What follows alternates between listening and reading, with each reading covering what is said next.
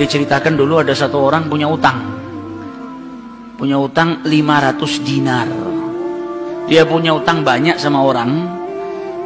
Kemudian datang waktunya semua pada nagih, maka dia kebingungan, nggak punya uang. Akhirnya dia pergi ke salah seorang saudagar, dia pinjam uang 500 dinar. Diberikan sama saudagar tadi. Sebelum diberikan ditanya, kapan mau kau kembalikan uang ini?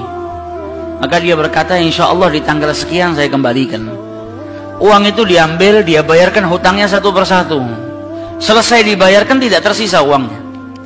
Nggak ada sisa modal untuk dia putarkan supaya bisa bayar utangnya yang 500 dinar ini. Karena apa? Memang dia pinjam sesuai dengan kadar hutangnya. Sampai ketika datang waktu jatuh tempo, yang punya uang datang ke rumahnya nagih, mana uang 500 dinar yang kau pinjam? Kau janji hari ini akan melunasinya. Maka dia bilang, demi Allah, sepeser pun saya nggak punya. Saya belum mendapatkan apa-apa untuk saya bayarkan kepada dirimu. Maka yang punya uang nggak mau tahu. Engkau janji tanggal sekian mau kau bayar, sekarang sudah jatuh temponya, maka bayar hutangmu sesuai dengan ucapanmu. Dia bilang, saya nggak punya. Lalu begitu, ayo pergi ke Qadhi, pergi ke hakim. Nggak benar ini perbuatanmu. Maka yang utang tadi dibawa sama yang punya uang ke hakim. Diceritakan perkaranya, ditanya sama hakim, kenapa tidak kau bayar hutangmu? Bukankah engkau berjanji hari ini akan melunasinya? Dia bilang, iya saya berjanji, tapi saya nggak punya uang. Saya bukan pengkhianat, bukan orang yang mau berdusta. Kalau berdusta saya akan bilang saya nggak punya uang. Nggak ada perjanjian di sini, nggak ada bukti. Tapi saya ngaku kalau saya punya utang dan hari ini saya nggak punya uang untuk saya bayarkan. Maka Qadhi berkata, apa? Kalau begitu kau melanggar janjimu, maka engkau harus dihukum, engkau harus dipenjara. Maka yang utang tadi bilang apa? Kalau begitu ya sudah. Kalau memang hukumannya saya harus dipenjara karena saya nggak bayar utang, ya sudah saya terima. Tapi tolong berikan saya waktu 1 hari.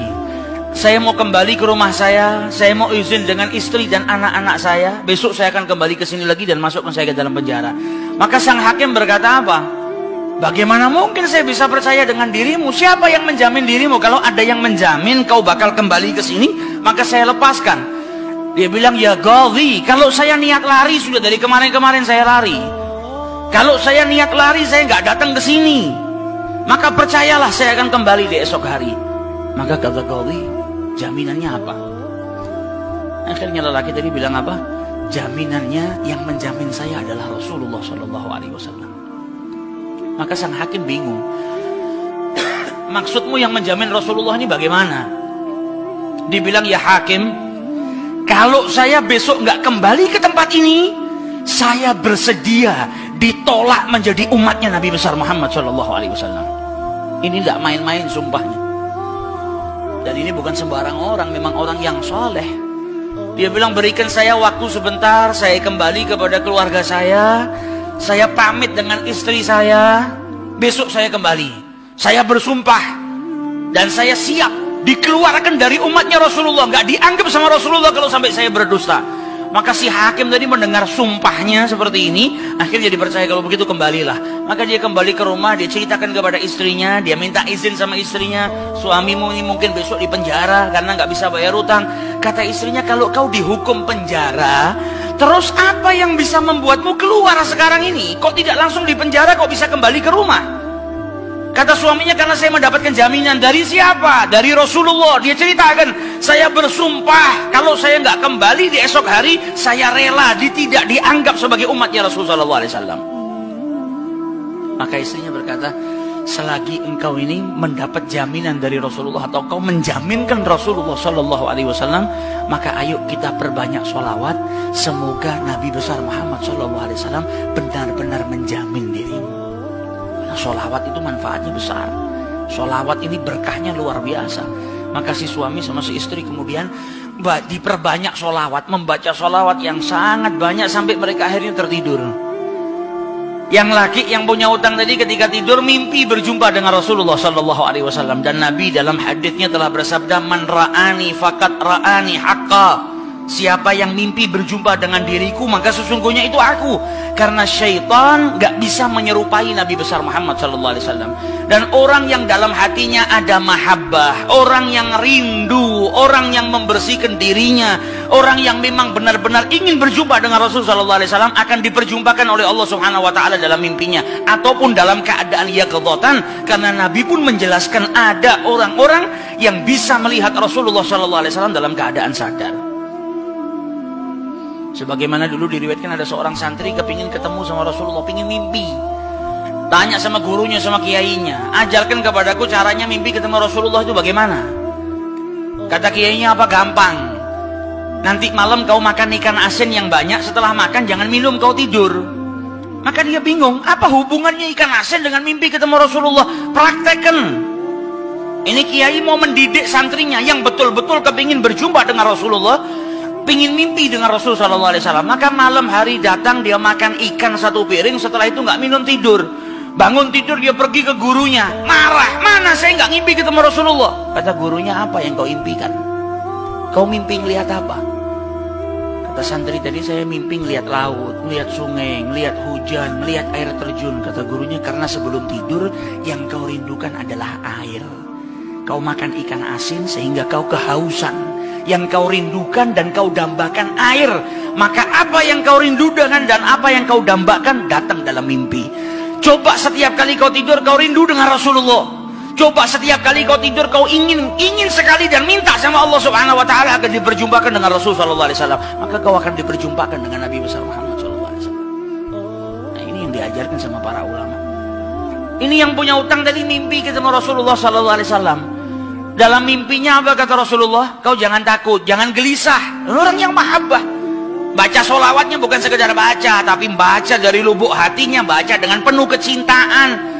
Mimpi berjumpa dengan Rasulullah dan berkahnya sholawat tadi bisa menyelamatkan orang, hajat-hajatnya bisa dikabulkan, dapat pertolongan dari Allah Subhanahu wa taala. Maka dalam mimpinya Rasulullah bilang apa? Besok pagi kau pergi, idhab ilal wali, pergi ke gubernur di tempatmu itu, bilang sama gubernur tadi, Rasulullah mengucapkan salam kepadamu. Dan sampaikan kepada si gubernur, kalau setiap hari dia bersolawat kepada Rasulullah sebanyak 1000 kali, itu solawatnya sampai kepada Nabi Muhammad.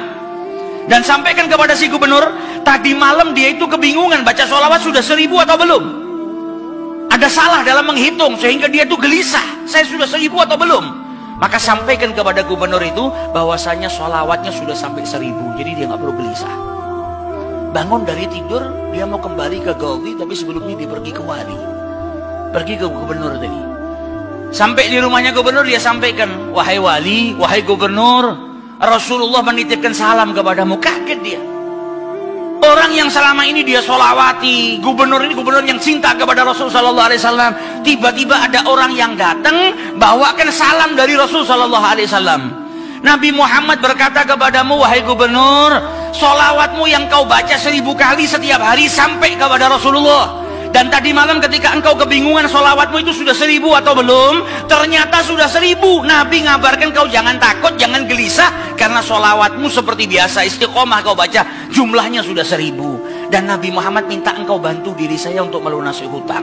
Maka saking gembiranya dapat salam dari Rasulullah, dapat kabar kalau solawatnya yang selama ini dia baca sampai kepada Rasul sallallahu alaihi wasallam.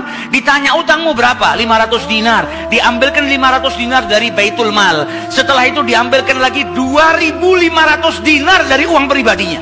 Ini hadiah buat dirimu karena kau datang bawa kabar gembira kepadaku, yaitu Rasulullah sallallahu alaihi wasallam mengucapkan salam kepadaku. Mahabbah. Kita belum tentu, kalau mungkin andai ada orang yang mimpi berjumpa dengan Rasulullah, kemudian Nabi mengucapkan salam kepada kita, belum tentu kita bahagia sampai bisa mengeluarkan harta seperti itu. Tapi orang-orang yang mahabbah, kecintaannya sama Rasulullah luar biasa. Maka dia pulang dari rumahnya si gubernur tadi bawa uang 3000 dinar. Utangnya cuma 500 dinar. Berkat sholawat dia bisa melunasi hutangnya. Maka dia pergi ke rumah qadhi, sebagaimana janjinya dia akan kembali. Dia ketuk pintu rumah qadhi, maka qadhi tadi ketika buka pintunya langsung memeluk orang tersebut, nangis yang luar biasa dan berkata apa? Alhamdulillah, berkat dirimu tadi malam saya mimpi ketemu Rasulullah sallallahu alaihi wasallam. Kata Rasulullah apa? Kalau engkau membantu orang yang punya utang itu untuk melunasi hutangnya, maka aku akan membantumu kelak di hari kiamat. Diambilkan uang 500 dinar diberikan kepada orang tersebut. Sampai Ghazinya pun diimpiin sama Rasulullah sallallahu alaihi wasallam. Keluar dari rumahnya Ghazi bawa uang berapa? 3500 dinar. Dia pergi ke tempat orang yang dia utangi mau bayar utangnya.